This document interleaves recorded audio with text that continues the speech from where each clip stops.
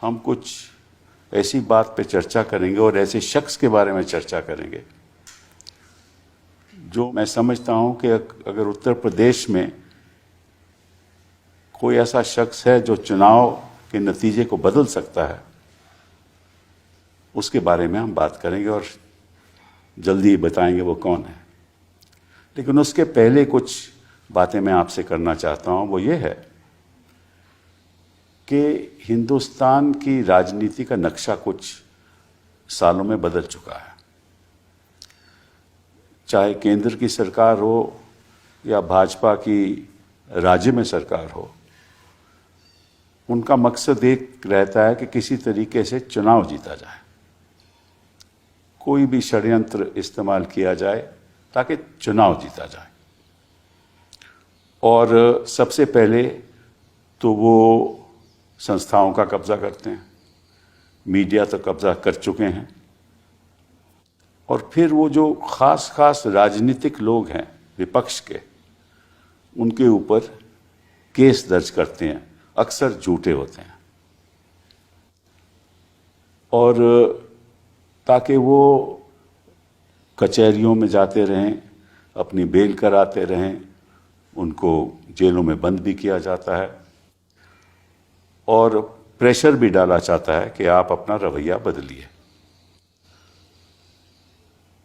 तो आपने देखा होगा कहीं भी हो, अगर कांग्रेस की सरकारें हों प्रदेशों में, तो उनके चीफ मिनिस्टर के खिलाफ केस चलाए जाते हैं, और राज्य में सरकारें हों तो जो ऑपोजिशन लीडर हैं वहाँ के या खास ऑपोजिशन के लोग हैं, उनके खिलाफ झूठे केस दर्ज किए जाते हैं। और सबसे खतरनाक बात यह है कि शासन और इन्वेस्टिगेटिंग एजेंसीज, जो पुलिस इन्वेस्टिगेट करती है, इन्वेस्टिगेशन एजेंसीज शासन के इशारे पे चलती हैं। झूठा केस बनाना हो तो बन जाएगा, और केस अगर नहीं भी दर्ज होना हो, उस लायक नहीं भी हो, तो फिर भी दर्ज होगा, एफआईआर दर्ज हो जाएगी, फिर निश्चित रूप से उसकी इन्वेस्टिगेशन होगी और झूठ बयान लेकर एक चार्जशीट भी फाइल हो जाएगी। पर वो लड़ता रहे इतनी देर में। जो नीचे की अदालतें हैं, हमने देखा है, तो वो तो अक्सर कन्विक्ट ही करती हैं। क्यों कन्विक्ट करती हैं, ये मैं आपके ऊपर छोड़ता हूं। लेकिन ऐसे ही राजनीति में ऐसा बदलाव आया है कि लोकतंत्र को बहुत भारी खतरा है, और हम दिल से के एपिसोड में कुछ ऐसी बातें आपसे, कुछ ऐसी बातों पर चर्चा करेंगे, कुछ कानून के किस्से आपको कुछ एपिसोड्स में दिखाएंगे और उसकी असलियत आपको बताएंगे, ताकि आपको भी ये ज्ञान हो जाए कि किस तरह से हमारी राजनीति चल रही है। तो जिस शख्स के बारे में जो मैं समझता हूँ कि एक बहुत ही अहमियत है उनकी उत्तर प्रदेश में, वो हैं आज़म खान साहब। आपका आज़म खान साहब बहुत स्वागत है। मुझे ये जानकारी नहीं थी कि आप वकील भी थे। आपने 1974 में अलीगढ़ मुस्लिम यूनिवर्सिटी से लॉ भी पास किया, और आप स्टूडेंट पॉलिटिक्स में भी रहे, आप एएमयू के जनरल सेक्रेटरी भी थे, और मुझे ये भी नहीं मालूम था कि आप इमरजेंसी में आप जेल भी गए।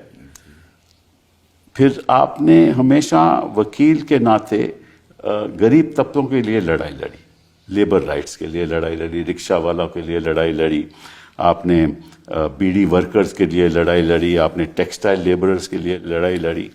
फिर आप जब पॉलिटिक्स में आए तो आप तो फाउंडर रहे समाजवादी पार्टी के, सुना है आप फाउंडर रहे मुलायम जी के साथ। और इस बीच जब आपने 10 बार रामपुर में चुनाव भी जीता, 10 बार, कहने की बात ज्यादा होंगे क्योंकि बीवी भी जीती। अच्छा, ओके। और बेटा भी जीता। बेटा भी जीता। उसी कॉन्स्टिट्यूंसी से मैं एमपी भी हुआ। एमपी भी बने आप। तो इस तरह 13-14 राज्य सरकार में आप बहुत अहम मंत्री भी रहे 4 बार। हाँ, तो आपने मतलब कि आपका जो राजनीतिक जीवन है वो मैं समझता हूँ कि मेरी उम्र से ज्यादा है।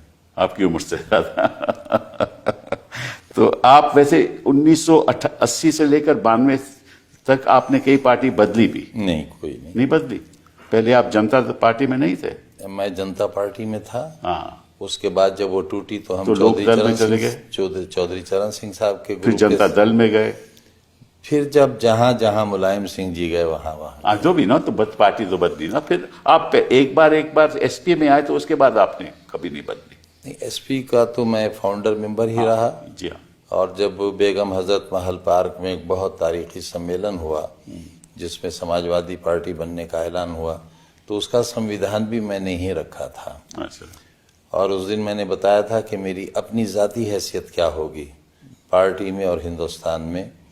जिस तरह कभी मौलाना मोहम्मद अली जौहर से ये पूछा गया कि आपका मज़हब क्या है, तो उन्होंने कहा कि मैं पहला मुसलमान, मैं दूसरा मुसलमान और मैं आखिरी मुसलमान। लेकिन अगर कोई मुझसे मेरी वतनियत पूछेगा तो मैं कहूँगा मैं पहला हिंदुस्तानी, मैं दूसरा हिंदुस्तानी और मैं आखिरी हिंदुस्तानी। जी हाँ। ये मैंने अपनी हैसियत उसी दिन वाज़े कर दी थी कि मेरे जीने का तरीक़ा ये होगा, ताकि समाज ये जान ले कि अगर उन्हें मेरे ख्यालात से इत्तेफाक हो तो मुझे वोट करें और ना हो तो ना करें, क्योंकि सबको अपने अकायद पर कायम रहने का हक संविधान भी देता है और हर शख्स का मजहब भी देता है, हमारा समाज भी देता है। कोई किसी से ज़बरदस्ती नहीं करता। जी हाँ। मैंने पार्लियामेंट में जो पहली तकरीर की थी उसमें यही कहा था कि अगर कोई नाराए तकबीर अल्लाह अकबर इसलिए कहे कि पड़ोस में सोचते हुए बच्चे उड़ जाएं और दहशत फैल जाए, तो मैं कहूँगा कि ये इस्लाम का नारा नहीं है। लेकिन अगर कोई हर हर महादेव का नारा भी लगाएगा दहशत फैलाने के लिए, तो मैं कहूँगा ये धर्म का नारा नहीं है।